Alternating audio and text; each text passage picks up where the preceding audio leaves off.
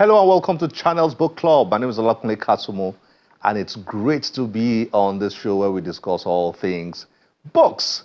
Today we've got an author who has written a fascinating novel titled Threads of Fate. When I say fascinating, I mean fascinating. I really enjoyed it. Now, let me read the opening part of this novel to you. Adaobi's story had us all leaning in, completely captivated. Her words had that magnetic pull, the kind that could draw you in and make you forget everything else. It was not just the story itself, but the way she told it, animated, full of life, and with that hint of suspense that kept you hanging on every word. Clara, despite the discomfort from her recent myomectomy, was perched on the edge of her seat, her eyes wide with interest. Ikuno, ever the skeptic, wore a knowing smile, while Ifenyinwa and Chinelo exchanged glances that were a mix of amusement and anticipation. It's just fun to read. I just totally enjoyed it. It's a story of 5 women who all went to the same school in Nigeria, University of Port Harcourt, and then many years later all found themselves in New York, in the United States of America. Just fascinating read. Well, let's get to meet with the author and let her talk more about that book that you have to read. Enjoy this.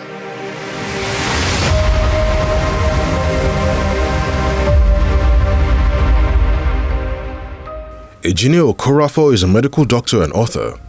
Dr. Okorafor's professional pursuits began with a degree in physics from the University of Port Harcourt, Nigeria, before she transitioned into the world of medicine, earning her medical degree from Vinnytsia State University in Ukraine. She is a distinguished fellow of the American Psychiatric Association, DFAPA. Okoroafor joins Channels Book Club to discuss her novel, Threads of Fate.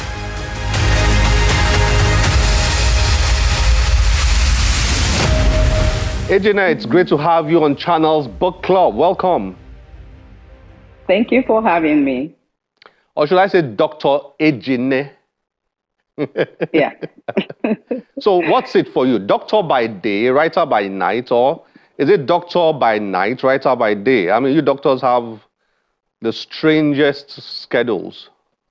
I know. I think I do them alongside each other. So writer by day at times, writer by night at times, depending on when you are doing that surgery or inserting the needle and all those things you do. Yeah, just when time allows. Okay, now I'm wondering. I mean, as I read your book, I was wondering, are you as good a doctor as you are a writer? Because you are a really good writer. Thank you very much. Maybe you should be writing full time. Maybe that's your real calling.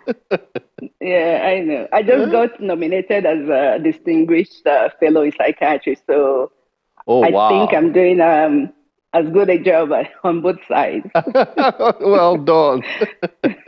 Well done. Thank you. What a book you've written here. It's just, well, is fun the word? I'm not sure fun is the word I will use to describe my feeling as I read your book, because it's a bit, it's heavy. It's an exciting book to read. It's intriguing. I was following the story. There is the overall story of the 5 ladies, and then you broke that story into short stories. Chinelo had her story. Clara had her story. Ifenyinwa had her story. Ikunu, I don't know if I'm pronouncing correctly, yes, you're right. had her own story. You know, so did I miss somebody? Did I miss somebody there? Adaobi, yes. Adaobi was the one with the interesting love story, which ended in very, very, no, I won't let viewers know how it ended. It did ended in a very... That was a tweet. Right at the cliff edge type of ending. Okay, great. So how did the doctor become a writer? And introduce us to this book, Threads of Fate. Right. So while growing up, I was a really shy and introverted kid. So it helped that my mom was an erudite literature teacher. So we had a lot of books at home of different genres.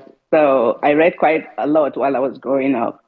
And, you know, like most Nigerian families where every kid is designated to be a doctor, lawyer, or engineer or something, I was designated to be a doctor. So I guess that's how my two passions intersected. Um, Trace of Fate on itself is actually my third novel, and it's also my eighth publication. And as a story, I deem it to be a story about friendships, my love letter to friendship, so to say. And at its core, it's a story that kind of explores how our paths intersect and how we make meaning out of it.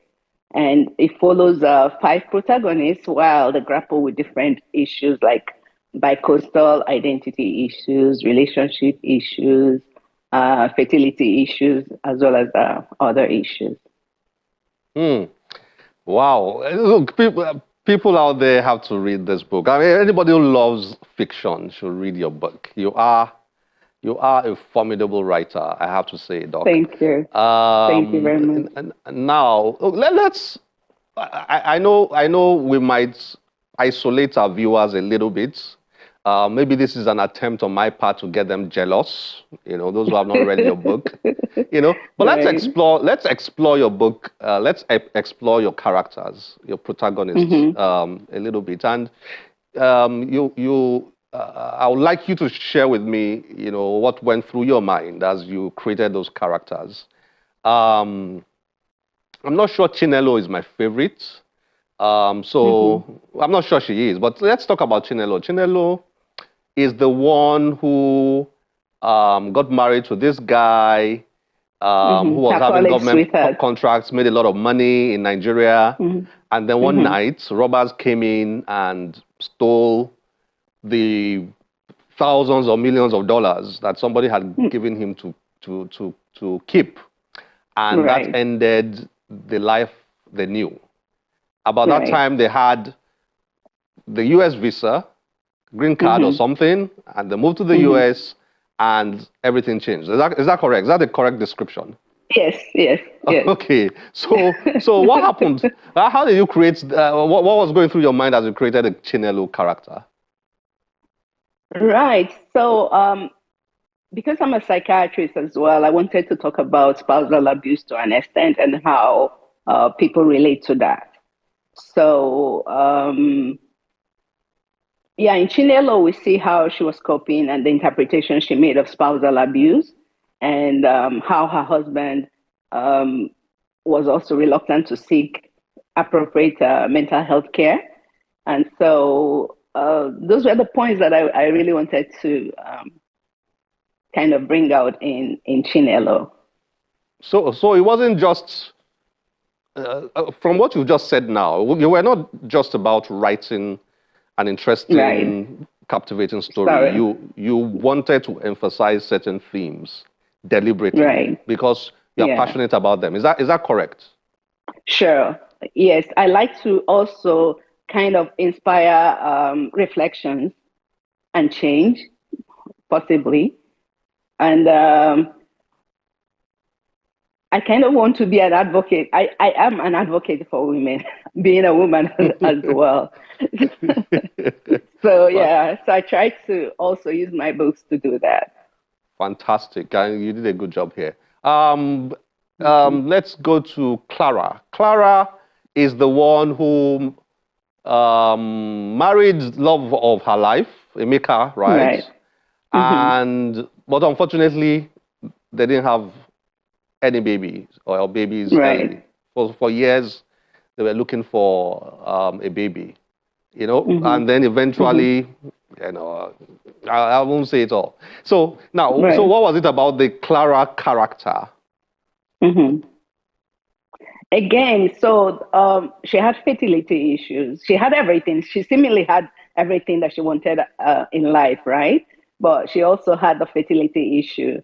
So in addressing that too, I try to stress how women also bear the burden of fertility more than the men. And yeah, that was also indirectly something that I wanted to stress. Yeah, but her husband was cool. Right. Yeah, he was cool about in her it. case, he was a good guy. Her husband is a good guy. So, but you don't always get good guys. Okay, that's true. That's true. Right. Okay, Yeah. and the next character, what's her name again? She was the one, Ifeyinwa, I think. She was the one who married, they got to the US with visiting visas, and they wanted to convert that to permanent residency. And he had to pay the ultimate price of marrying an American woman who insisted on him staying with her. Staying with her. Is that correct? Yes, yes. So what was it? The immigration theme there? Issues. Yeah. Huh? There's immigration issue right there. But if you also remember, while she was growing up, her parents were advocating for early marriage.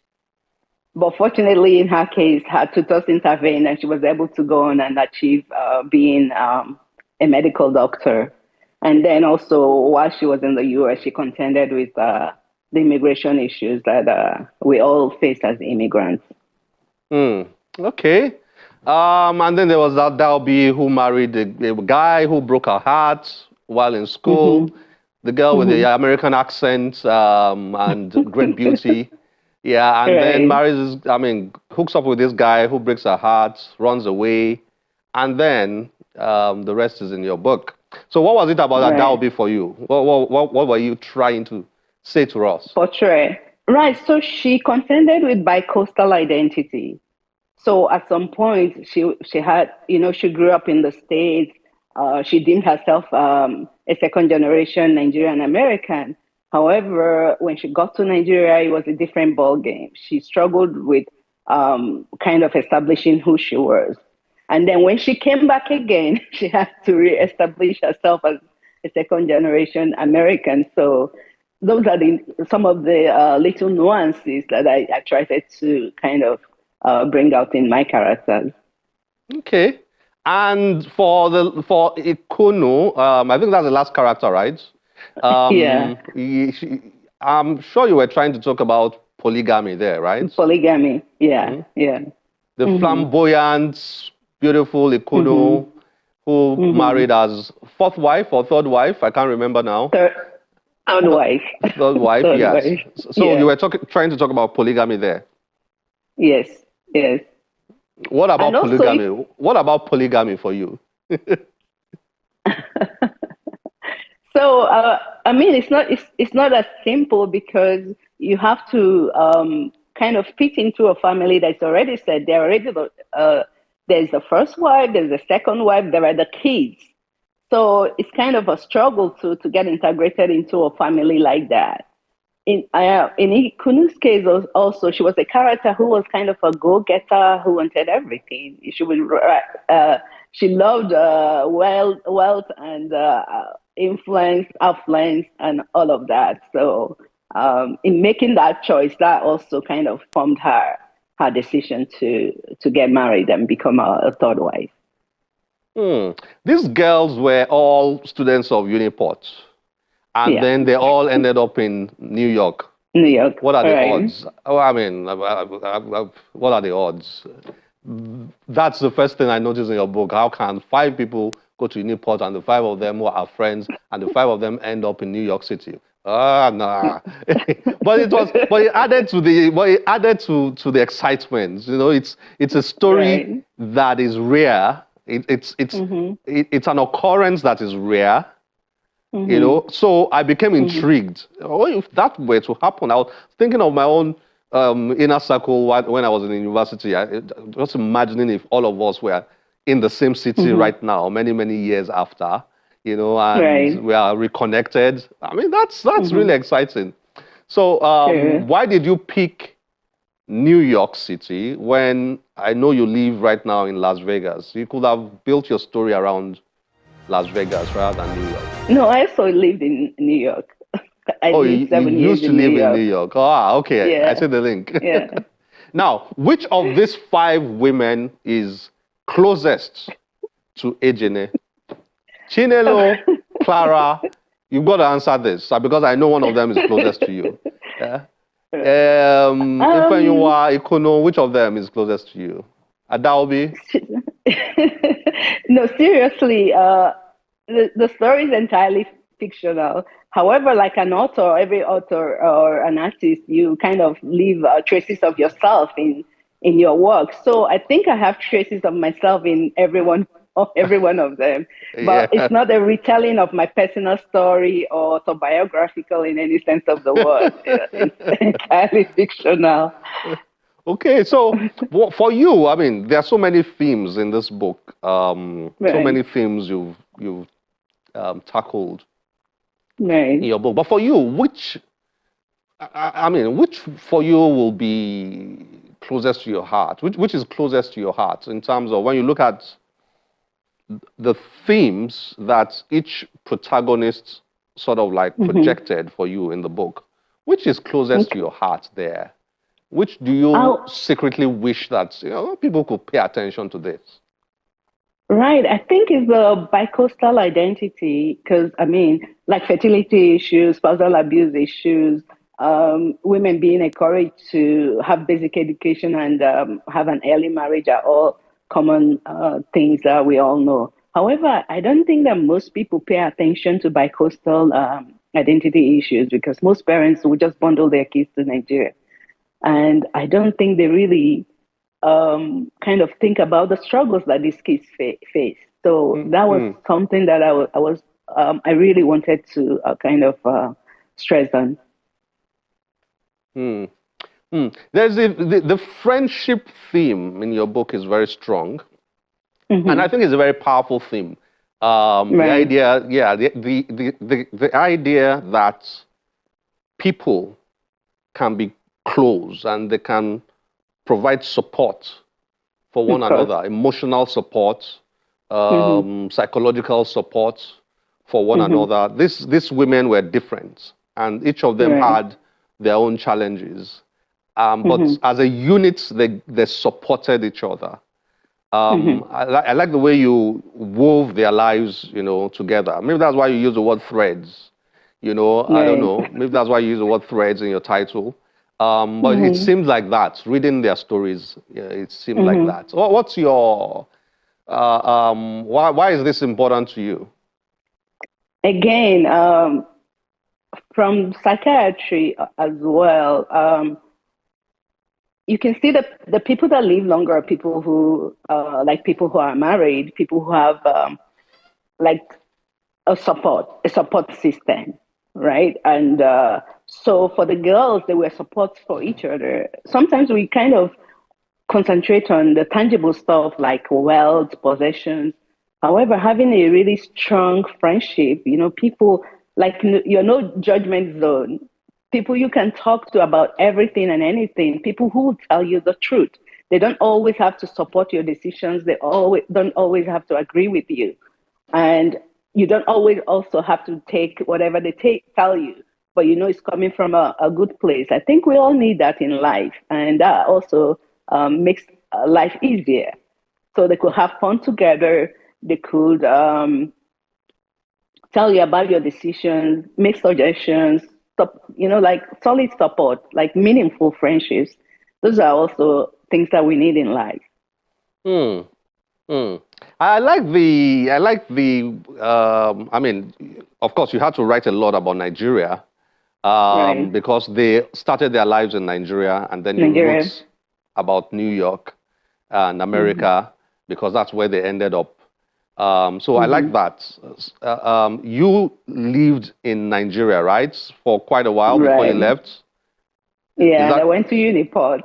And you went. Oh, now I see all the dots are connecting.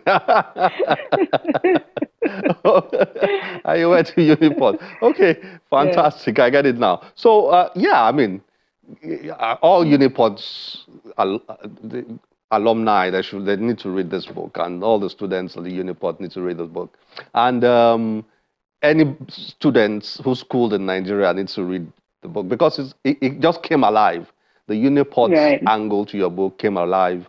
I remember reading about how the beautiful Adaobi strolled into her class that day when she met Chidi.